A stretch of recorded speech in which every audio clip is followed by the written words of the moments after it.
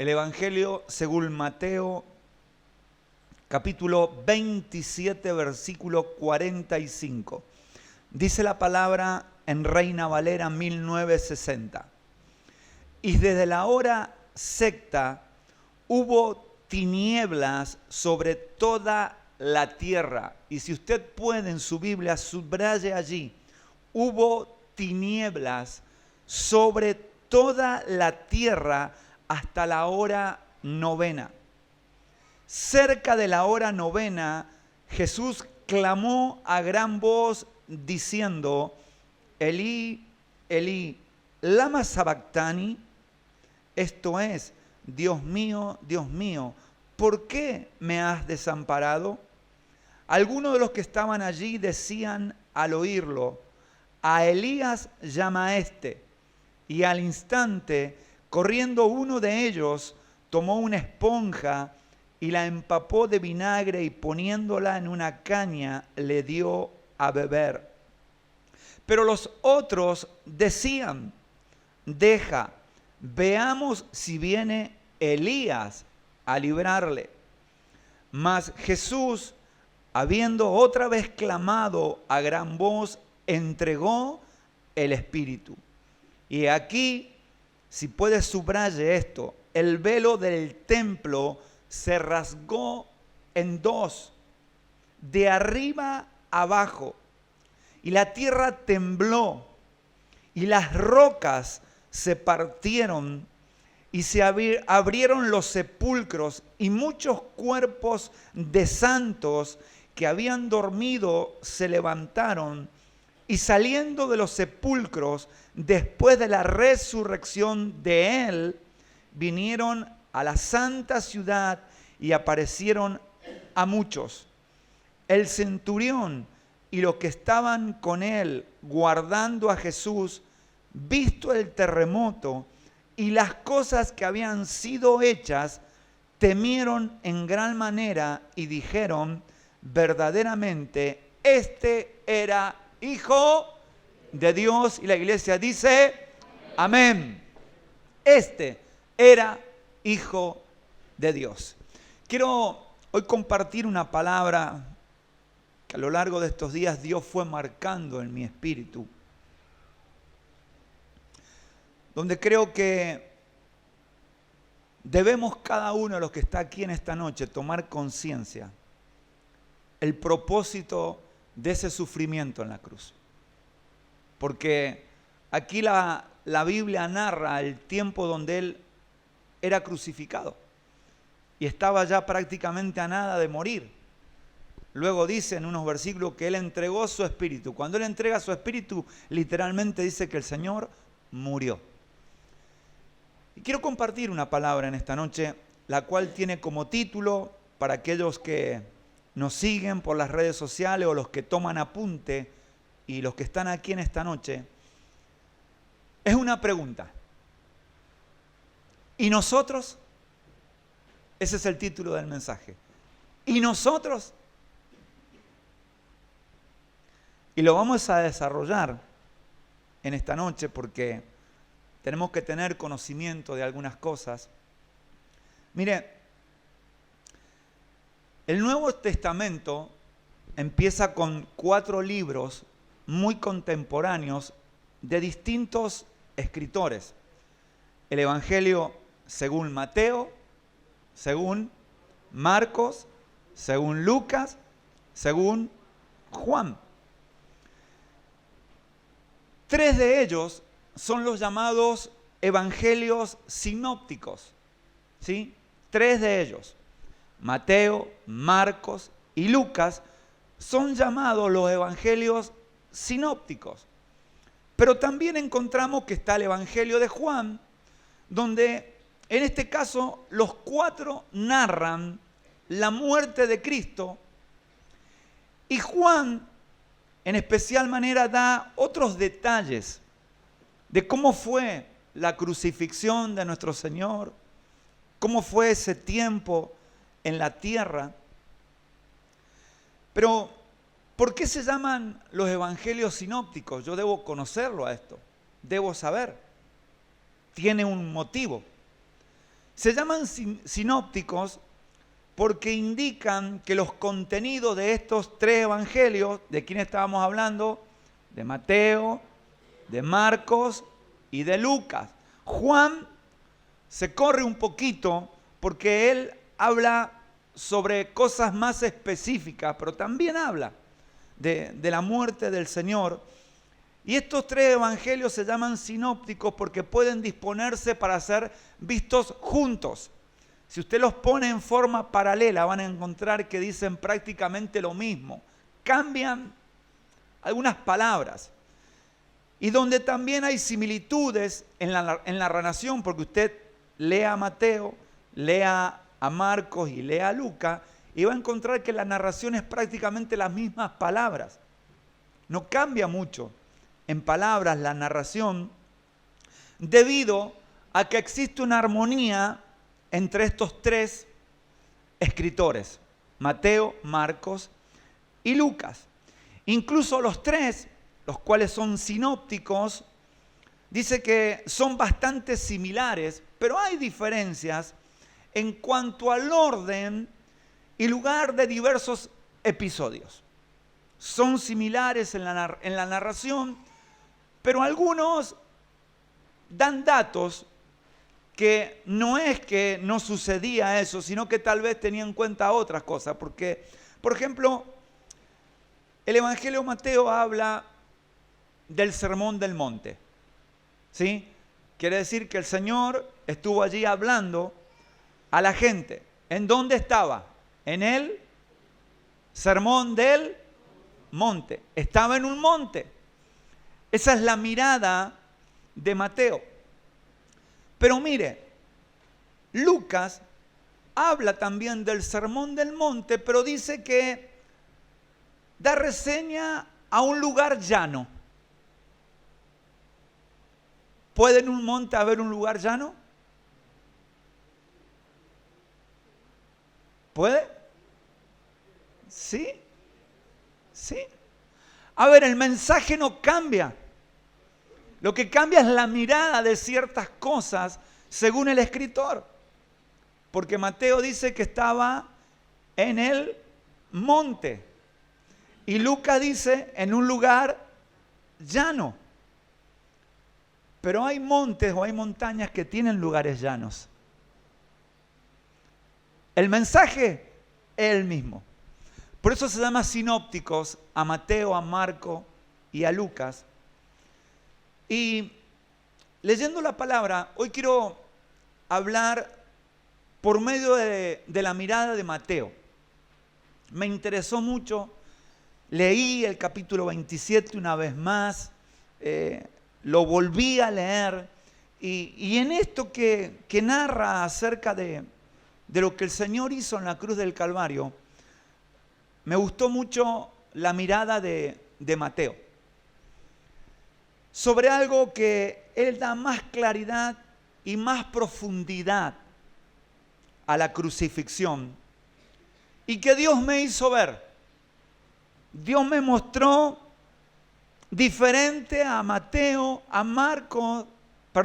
diferente a Marcos, a Lucas y a Juan, aunque los cuatro hablan sobre lo mismo. Y quiero que prestemos atención a algo en esta noche. Porque si usted lee en el versículo 50, dice, mas Jesús, habiendo otra vez clamado a gran voz, entregó el Espíritu. El Señor murió. ¿Estamos de acuerdo? ¿Sí? Murió.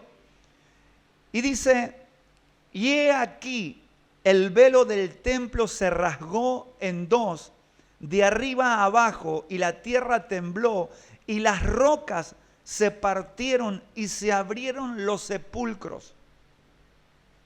Quiero que nos detengamos en algo que el Espíritu Santo me mostró a través de la palabra.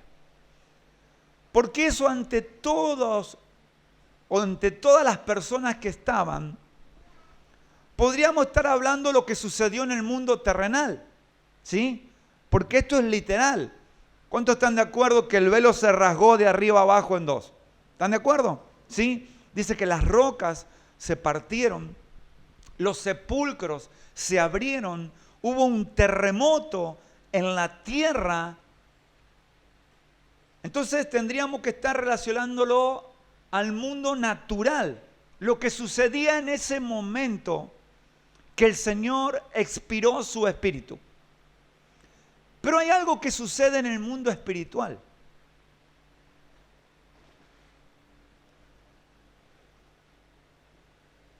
Y dice que esta es más que una muerte. No fue solamente la muerte del Señor, sino que hubo una batalla en las regiones celestes entre Cristo y Satanás. Hubo una batalla en el mundo espiritual. En lo terrenal, ¿qué sucedió? El velo se rasgó en dos, de arriba abajo. Las rocas se partieron. Dice también la palabra que tembló en la tierra y que los sepulcros se abrieron. Eso todas las personas que estuvieron allí presentes lo pudieron observar. Pero no solamente estaba pasando algo en lo terrenal, estaba pasando algo en lo espiritual.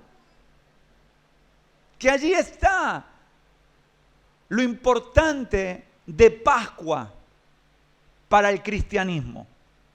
Y mire, si puede vaya a Colosenses capítulo 2, versículo 13, para que veamos lo que estaba pasando en el mundo espiritual. Y tengamos presente, porque vamos a compartir dos cosas importantes en la palabra en esta noche. ¿Sí? ¿Tenemos bien claro lo que sucedía en el mundo terrenal? ¿Sí? ¿Lo tenemos bien claro? Pero también sucedía algo en el mundo espiritual. Dice Colosenses capítulo 2, versículo 13. Y a vosotros, ¿quiénes son esos vosotros? Nosotros. Estando muertos en pecados. ¿Cuántos reconocen eso? ¿Sí? Muertos en pecados. Y en la incircuncisión de vuestra carne os dio vida juntamente con Él, perdonándoos todos los pecados. ¿Y cuándo dicen amén? Jesucristo, en esa batalla librada en el mundo espiritual, estaba perdonando los pecados del mundo entero. No solamente las personas existentes en ese tiempo, sino aún las personas que en estos tiempos estamos en Cristo. Pero mire, vaya al 14. Anulando el acta de los decretos que había contra quién. Levante la mano y diga, contra mí. Contra mí. Que nos era contraria. Y mire lo que hizo el Señor en el mundo espiritual cuando expiró. Y quitándola del medio, clavándola en la cruz, versículo 15, y esto me encanta. Dice la palabra de Dios en el versículo 15. Y despojando a los principados y a las potestades, los exhibió públicamente, triunfando sobre ellos en la cruz del Calvario. ¡Wow! ¡Ja! No fue una muerte nada más, Porque dice la palabra que a la derecha y a la izquierda habían dos. También. Y esa muerte no significó esto. La muerte de Cristo en el mundo espiritual permitió esto. Dice la palabra despojando a los principados y a las potestades. Una batalla a nivel espiritual, donde la gente que estaba allí, sí, vio al Señor expirar, vio al Señor morir, pero no podía discernir lo que el Señor estaba haciendo en el mundo espiritual y más específicamente en las regiones celestes, porque ¿quiénes están en las regiones celestes? Dice la palabra, principado, potestades, ¿qué más? Huestes de maldad, gobernadores de la tierra. Todas esas cosas se mueven en el mundo espiritual. Y había un acta de sentencia sobre nuestras vidas a causa del pecado original en la vida de Adán. Y por medio de ese pecado nosotros también éramos pecadores. ¿Y cuántos dicen amén? Éramos pecadores. Porque la palabra enseña, fuimos concebidos en pecado. Nuestra vieja naturaleza estaba en pecado. Pero el Señor, no solamente en lo terrenal, lo que estaba pasando ante la vista de, creo que multitud de personas que fueron allí a la crucifixión, sino que dice que en el mundo espiritual el Señor estaba ganando una batalla por nosotros, iglesia.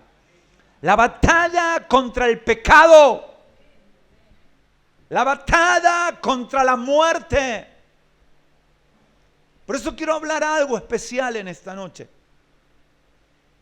Y quiero que veamos por medio de la palabra. Porque el Señor venció a Satanás y al pecado, iglesia. El Señor venció. No salió empatado.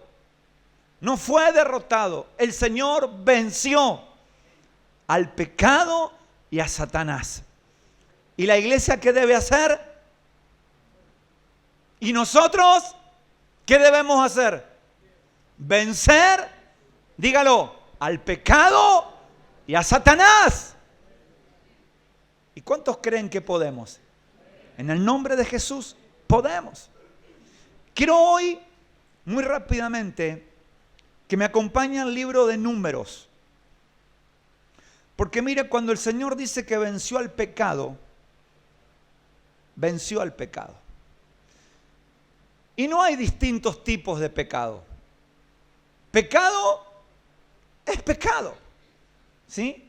Porque por ahí algunos dicen un pecado de una manera, un pecado de otra. No, no. Delante de Dios el pecado es pecado, ¿sí? Hay formas de pecar. El pecado para el Señor es el mismo. Sea una mentira, sea un adulterio, es igual. Lo que hay formas diferentes de pecar. Quiero hablar algo en especial en esta noche. Vaya al libro de Números, perdón.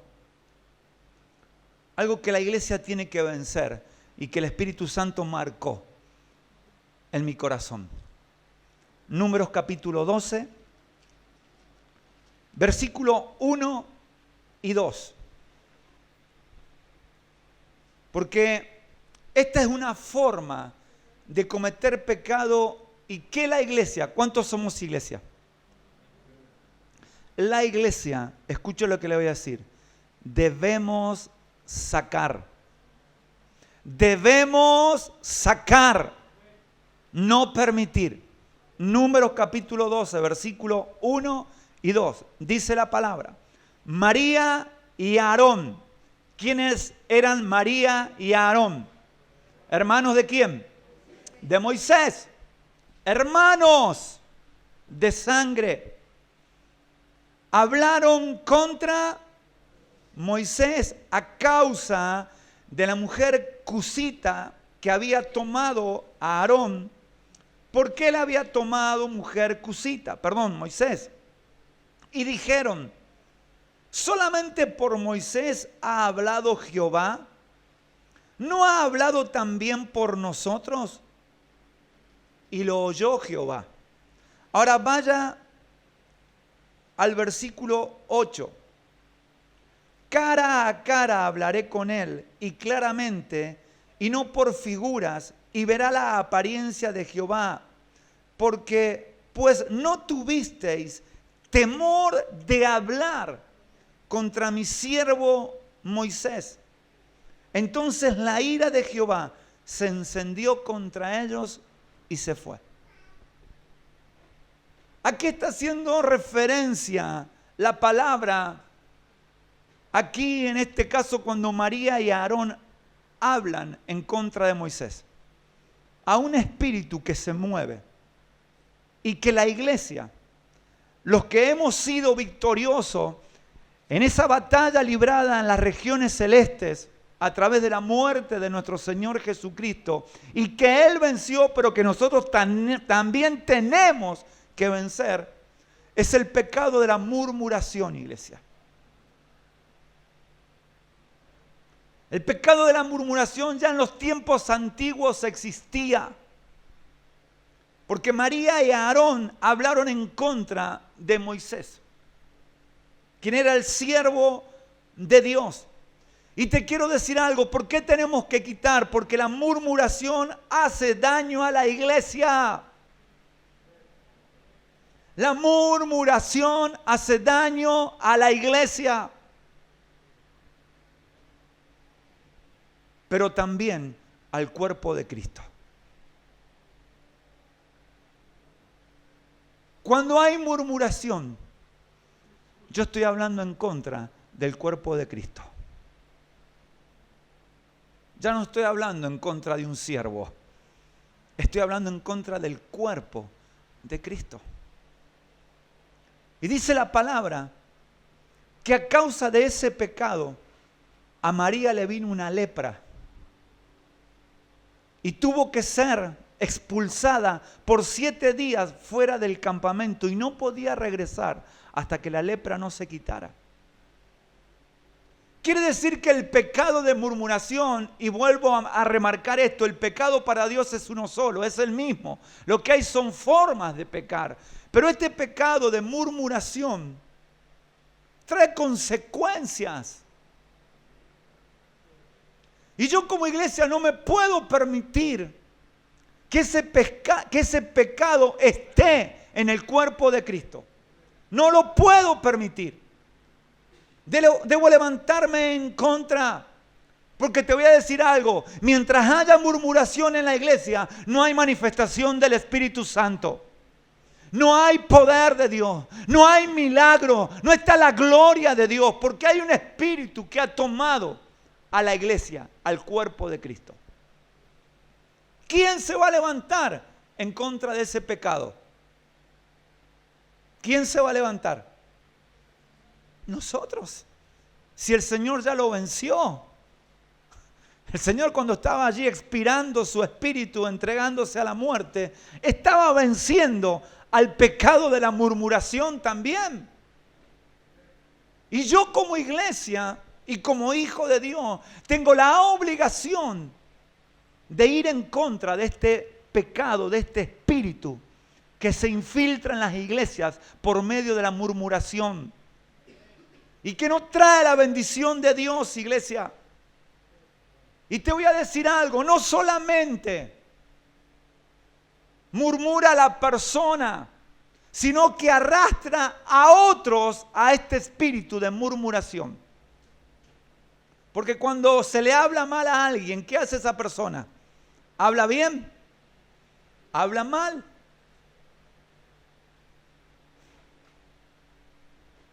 Cuando yo murmuro, también estoy produciendo que otros lo hagan. Estoy arrastrando a muchas personas a este espíritu de murmuración. No solo peca la persona que murmura, sino también hace partícipes a otros. Y este es un espíritu inmundo que la iglesia tiene que quitar para que la gloria de Dios se manifieste. Porque el Señor ya lo hizo en la cruz del Calvario. Y no me lo puedo permitir. A ver, murmuró María y Aarón, pero ustedes saben que también el pueblo se quejó. ¿Sabían? El pueblo también se quejó. Entonces quiere decir que yo debo prestar atención a esto porque tiene un efecto dominó. Si yo murmuro, no solo estoy habilitando en las regiones celestes, en el mundo espiritual, a que este espíritu tome poder, sino que estoy también haciendo partícipe a otras personas de la murmuración en la iglesia. Y mire, es una forma de cometer pecado. Es pecado, igual que todos, pero es una forma y que la iglesia debe sacar.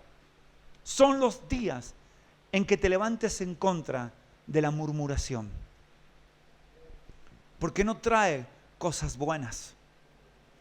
No trae lo que Dios quiere, la murmuración en la iglesia. Y miren, el Señor sufrió la murmuración. Porque cuando estaba allí en la cruz dice que pasaban los saduceos, pasaban los jebedeos, los fariseos, y meneaban la cabeza y seguramente también hablaban, porque dice, que le diga a Elías que lo venga a bajar de la cruz. ¿Qué estaban haciendo en contra del Señor?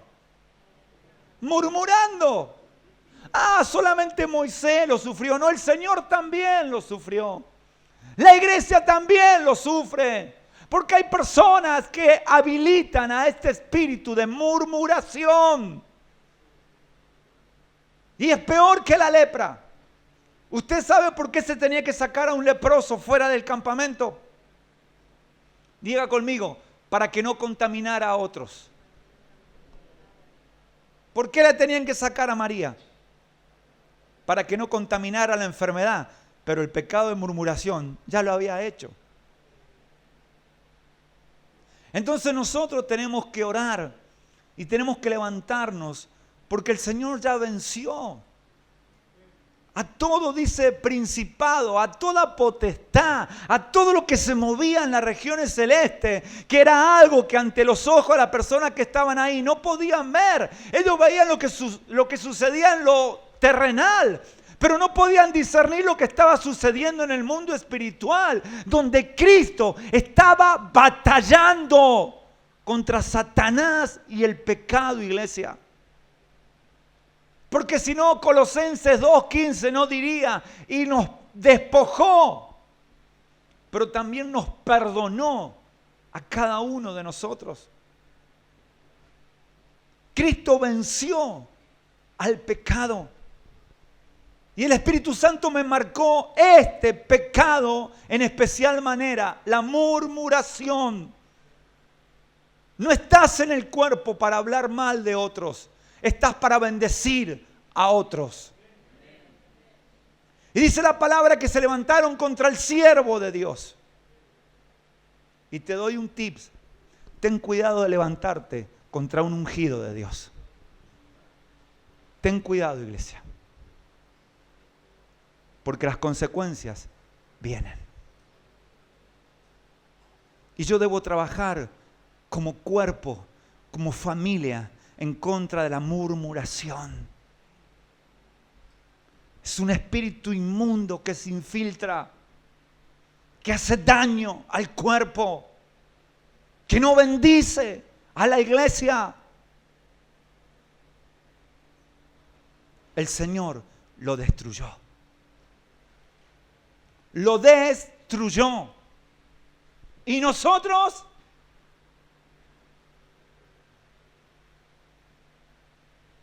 ¿ustedes creen que el Señor convivió con el pecado?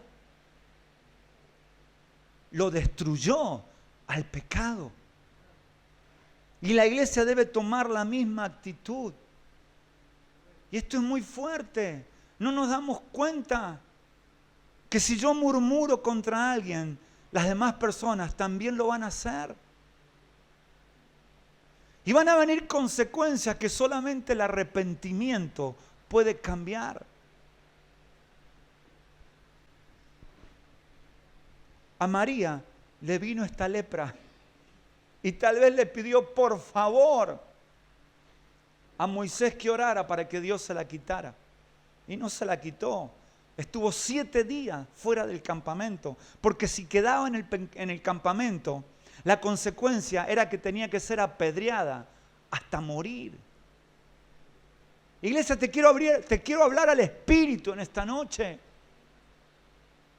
Ten cuidado con este espíritu de murmuración.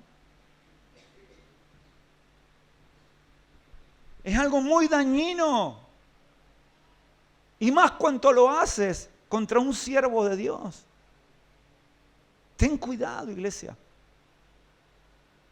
No te permitas que este espíritu te haga partícipe de lo que el diablo quiere. Destrúyelo, vénselo, porque con el Señor se puede. Amén.